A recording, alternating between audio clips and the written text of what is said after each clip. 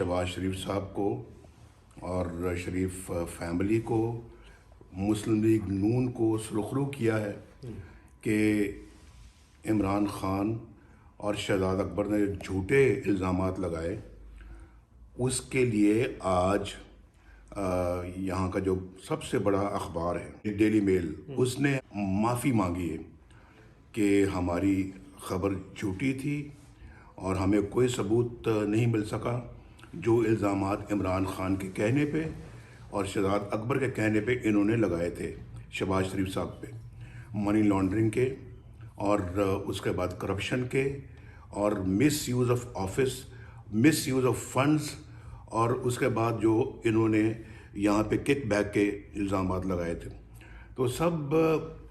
के बारे में नेशनल क्राइम एजेंसी ने भी कुछ अर्सा पहले क्लीन चिट दी है शहबाज शरीफ साहब को, और फिर कल यहाँ पे जो डेली मेल है उसने माफ़ी मांगी है शहबाज शरीफ साहब से। अब यहाँ पर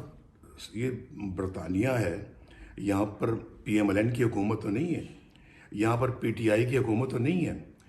ये किसी और पाकिस्तानी सियासी पार्टी की हुकूमत नहीं है। एक मुल्क आज़ाद मुल्क है और अवाम की हुक्मरानी है, डेमोक्रेसी है, वो मुल्क ये कह रहा है और उस मुल्क की रिपोर्ट है, उस मुल्क के अखबार ने यहाँ पर माफ़ी मांगी। इससे बड़ा